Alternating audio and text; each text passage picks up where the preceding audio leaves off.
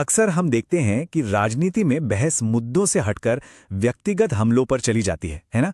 लेकिन सोचिए, क्या हो अगर संवाद का एक ऐसा तरीका हो, एक ऐसा ढांचा हो जो इस पूरी तस्वीर को ही बदल दे। आज हम एक ऐसे ही अनोखे ब्लूप्रिंट को समझने जा रहे हैं जो पूरी बहस को वापस सिद्धांतों और सिस्टम पर लाने के लिए डिजाइन किया गया है। जरा सोचकर देखिए, अगर हर राजनैतिक संदेश, हर बयान भावनाओं के बहाव में नहीं बल्कि एक तयशुदा रणनीति के तहत दिया जाए, एक ऐसा सिस्टम जो किसी नेता के करिश्मे या भाषण देने की कला पर नहीं बल्कि ठोस तर्क और पूरी पारदर्शिता पर टिका हो। ये कोई हवाई बात नहीं है, ये एक असल सिस्टम है और आज हम इसी की परतें खोलेंगे। तो चलिए सीधे मुद्दे पर आते हैं और समझते हैं कि ये कम्युनिकेशन का ऑपरेटिंग सिस्टम आखिर है क्या। ये एक ऐसा ब्लूप्रिंट है जिसका मकसद है राजनीतिक संवाद में साफगोई और भरोसा पैदा करना। तो ये कम्युनिकेशन ऑपरेटिंग सिस्टम है क्या चीज? देखिए, इसे ऐसे समझिए जैसे किसी बिल्डिंग का नक्शा होता है, एक ब्लूप्रिंट। उसमें कोई भी दीवार, कोई भी खिड़की यूं ही नहीं लगा दी जाती। हर चीज की एक वजह होती है, एक मकसद होता है, और सब कुछ एक बड़े प्लान का हिस्सा है। ये सिस्टम भी ठीक वैसा ही है। यहां कुछ भी अचानक या बिना सोचे समझे नहीं होता। ये एक इंजीनियर की सटीकता के साथ संवाद करने का तरीका है, स्पॉन्टेनियस भाषणों का नहीं। ठीक है, तो इस पूरे सिस्टम की, इस पूरी मशीनरी की आत्मा क्या है? चलिए अब इसकी नैतिक बुनियाद को समझते हैं, क्योंकि ये पूरा ढांचा कुछ ऐसे मजबूत, अटूट उसूलों पर खड़ा है जिनसे कोई समझौता हो ही नहीं सकता। ये उसूल ही इस ढांचे की रीढ़ की हड्डी हैं। देखिए, पहला है, विश्लेषण हमेशा जनहित में हो, किसी पार्टी के पक्ष में नहीं। दूसरा, जानकारी का स्रोत सिर्फ एक होगा ताकि कोई भ्रम न फैले। कोई भी तथ्य या आंकड़ा अपनी मर्जी से नहीं बनाया जाएगा। लेकिन जो सबसे सबसे क्रांतिकारी बात है वो है ये विचार, हमला सिस्टम पर करो, इंसान पर नहीं। मतलब बहस को व्यक्तिगत कीचड़ उछालने से हटाकर नीतियों की, प्रक्रियाओं की खामियों पर लाया जाए। इससे संवाद अपने आप ज्यादा रचनात्मक और कम जहरीला हो जाता है। और फिर आता है वैल्यूज एंकर। ये वाकई एक बहुत ही खास चीज है। इसे एक नैतिक दिशा सूचक समझिए जो ये पक्का करता है कि आंकड़ों और विश्लेषण की इस दुनिया में हम इंसानियत को ना भूल जाएं। ये एक जरूरी ठहराव है जो हमें याद दिलाता है कि हमारे संविधान का मूल आधार हर व्यक्ति की गरिमा है, और जब हम सार्वजनिक रूप से बात करते हैं तो हमारी जिम्मेदारी है कि वह सम्मानजनक हो। ये एंकर इसी बात को संवाद के केंद्र में रखता है। चलिए, सिद्धांत तो समझ लिए, पर यह सिस्टम असल में काम कैसे करता है, मतलब जमीन पर कैसे उतरता है। आइए अब इसके व्यवहारिक नियमों और इसकी बनावट को देखते हैं कि आखिर एक संदेश तैयार और पेश कैसे किया जाता है। अब यहाँ एक बहुत ही कह सकते हैं एक असामान्य नियम है। कुछ शब्द ऐसे हैं जिनका इस्तेमाल करने पर पूरी तरह से पाबंदी है। इसे कंटेंट फायरवॉल की तरह मानिए, जो बातचीत को भटकने से रोकता है और सही दिशा में रखता है।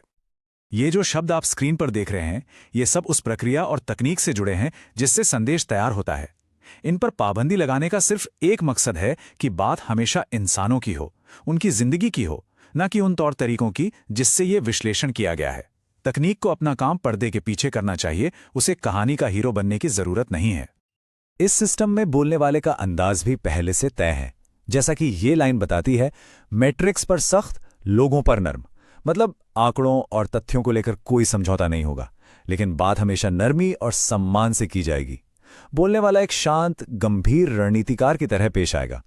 आलोचना सिस्टम की होगी, आंकड़ों की होगी, लेकिन किसी व्यक्ति पर निजी हमला कभी नहीं। ये एक बालिग व्यक्ति का दूसरे बालिग व्यक्ति से संवाद है। अब जरा स्क्रीन पर देखिए, क्योंकि यहां विजुअल पहचान भी इस ब्लूप्रिंट का एक बहुत जरूरी हिस्सा है। हर चीज का मकसद है पहचान और निरंतरता बनाना। देखिए, इसकी शुरुआत होती है ऊपर बाईं ओर, जहां प्रस्तुतकर्ता का नाम है। अगले कदम में ऊपर दाईं ओर सलाहकार की विशेषज्ञता बताई जाती है। आप देख सकते हैं, स्क्रीन पर कुछ भी यूं ही नहीं डाला गया है।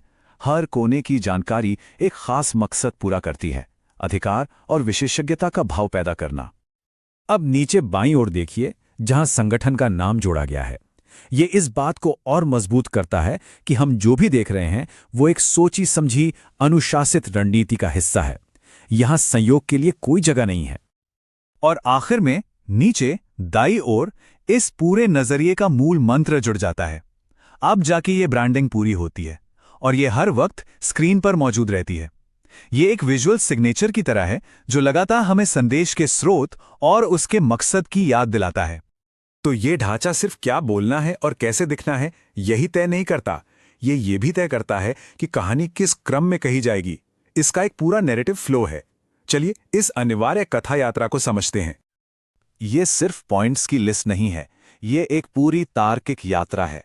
सफर शुरू होता है मिट्टी की नब्ज से, यानी जमीनी हकीकत को समझने से।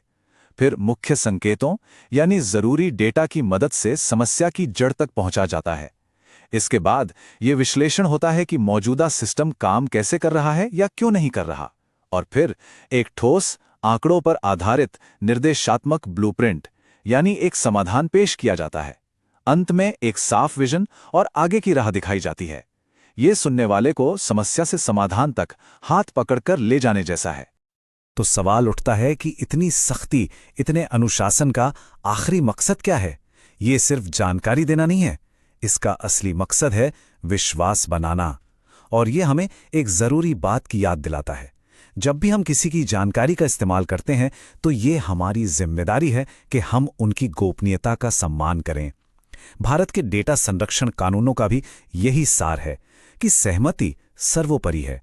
विश्वास बनाने की पहली सीढ़ी ही यही है। तो इस पूरे अनुशासन का नतीजा क्या निकलता है? देखिए, जब कोई संवाद प्रेडिक्टेबल और कंसिस्टेंट होता है, मतलब हर बार एक ही तरीके और ईमानदारी से किया जाता है, तो वो अपने आप भरोसा पैदा करता है। जब लोगों को पता होता है कि उन्हें हमेशा आंकड़ों पर आधारित गैर व्यक्तिगत विश्लेषण ही मिलेगा, तो वो संदेश पर यकीन करने लगते हैं। यहां ये ढांचा, ये स्ट्रक्चर खुद ही विश्वसनीयता बनाने का एक जरिया बन जाता है। और हम आपको इसी सवाल के साथ छोड़कर जा रहे हैं, क्या हम एक ऐसे भविष्य की कल्पना कर सकते हैं जहां नेतृत्व की पहचान उसके अनुशासन और उसकी स्पष्टता से हो? क्या करिश्मे की जगह अब ये ढांचा ले सकता है? सोचिएगा जरूर।